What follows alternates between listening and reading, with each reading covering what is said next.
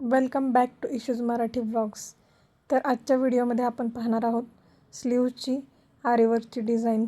तर ही सुंदर अशी डिझाईन सोप्या पद्धतीने कशी करायची हे पाहण्यासाठी व्हिडिओ शेवटपर्यंत नक्की पहा। तर आपण आता स्लीव्सच्या बाजूने हे कापड आपण व्यवस्थित पद्धतीने रिंगला लावून घेतले आणि त्यानंतर मेजरमेंट टाकलेली आहे आणि त्याच्यावरती आता पहिल्यांदा आपण चेन स्टिच बनवून घेणार आहे। एक सिंगलच चेन स्टिच इथे मी करणार आहे आणि त्याच्यानंतर उरलेली डिझाईन आपण करणार आहोत। एकदम बारीक अशी चेन स्टिच काढून घ्या व्यवस्थित एका सरळ लाईनमध्ये। जिथं तुम्ही आधी मेजरमेंटची लाईन आखलेली आहे त्याच्या बरोबर वरती ही लाईन काढून घ्या आणि त्याच्यानंतर बाजूला मोत्याची आणि शुगर बीड्सची डिझाईन करून घ्यायची आहे। एक सिंगल लाईनच इथं टाकायची आहे। चेन स्टिच, सिंगल लाईनची शुगर बीड, त्यानंतर सिंगल लाईनची मोती आणि सिंगल लाईनची शुगर बीड्स ही अशी डिझाईन करून घ्यायची आहे। आणि त्यानंतर ही फुलांची जी आपण ब्लाऊजच्या बॅकला जी डिझाईन घेतलेली आहे तीच डिझाईन आपण इथं घेणार आहोत, पण थोडीशी वेगळ्या पद्धतीने। इथं ही जी भरलेली डिझाईन आहे त्याच्याऐवजी आपण थोडी सुटसुटीत आणि खूप भरलेली दिसणार नाही अशी डिझाईन इथं करणार आहोत। त्यासाठी जसं आपण ब्लाऊजच्या बॅकवरती डिझाईन केलेलं आहे त्याच पद्धतीनं इथं हे फूल तयार करून घेणार आहोत। त्यासाठी मध्यभागी कुंदन चिकटवायचं आहे गोल आकाराचा जो आहे व्हाईट कलरचा, आणि त्याच्या भोवती आपल्याला पिंक कलरचा धागा घ्यायचा आहे आणि फ्रेंच नॉट बांधून याचं फुलाची डिझाईन तयार करायची आहे आपल्याला। मागच्या बऱ्याचशा व्हिडिओंमध्ये फ्रेंच नॉट कशी बनवायची आणि त्यासाठी कोणता धागा वापरायचा हे सर्व सांगितलेलं आहे। जर तुम्ही अजून पाहिलेलं नसेल तर नक्की व्हिडिओ पहा आणि चॅनलला लाईक शेअर सबस्क्राईब नक्की करा। तर या पद्धतीने आपण फ्रेंच नॉट घालून घेणार आहोत। या पद्धतीने आपल्याला साधारण 6 ते 7 फ्रेंच नॉट घालून घ्यायचे आहेत या कुंदनच्या भोवती।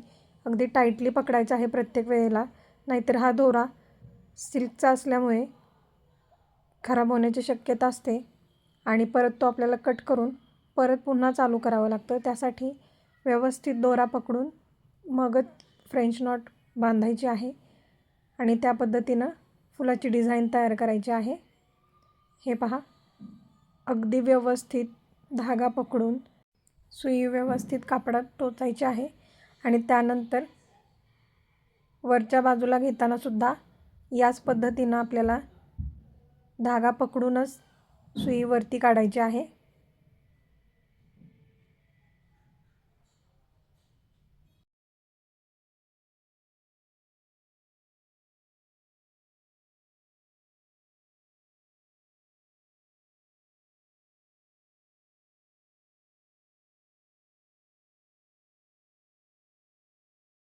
हे पहा, आता आपले एक फूल तयार झालं आहे। याच पद्धतीने आपण ही 3 फुलं खालच्या साईडला आणि वरती एक या पद्धतीनं ही डिझाईन बनवणार आहोत। आता यानंतर आपल्याला ही जी स्टोन लेस आहे ती लागणार आहे आणि ही या B7000 ग्लूनं आपल्याला या धाग्याच्या भोवती व्यवस्थित चिकटवून घ्यायची आहे। हवं तर तुम्ही त्यानंतर ती दोऱ्यानं सुद्धा फिक्स करून घेऊ शकता किंवा अशीच व्यवस्थित चिकटवून जरी घेतली तरी चालेल। तर सगळीकडे आपण आधी ग्लू लावून घेऊया आणि त्याच्यानंतर ही जी स्टोन चेन आहे ती आपण लावून घेणार आहोत।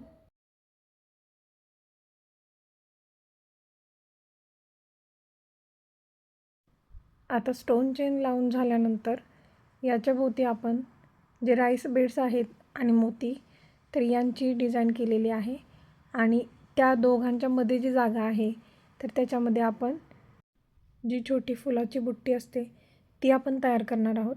त्यासाठी मध्यभागी मोठा शुगर बीड घेतलेला आहे आणि त्याला अशी गाठ मारून घेतलेली आहे पहिल्यांदा, आणि त्यानंतर छोटे शुगर बीड्स वापरून बाजूची जी लाईन आहे ती आपण तयार करून घेणार, म्हणजेच ते फुलासारखं डिझाईन तयार होईल। अशा पद्धतीच्या वेगवेगळ्या छोट्या आणि मोठ्या बुट्ट्या कशा बनवायच्या हे आधीच्या आपण एका व्हिडिओमध्ये सांगितलेलं आहे। जर व्हिडिओ पाहिला नसेल तर नक्की पहा. त्याची लिंक मी डिस्क्रिप्शन बॉक्समध्ये दिलेली आहे, तर तिकडे जाऊन तुम्ही नक्की तो पण व्हिडिओ पाहून घ्या. म्हणजे तुम्हाला बुट्टी कशी बनवायची आणि सुरुवात कुठून करायची तर ते सर्व काही त्या व्हिडिओमध्ये सांगितलेलं आहे. बुट्टी करून झाल्यानंतर आपल्याला शेवटी नॉट बांधायची असते, तरच आपली ती बुट्टी आहे ती व्यवस्थित राहते.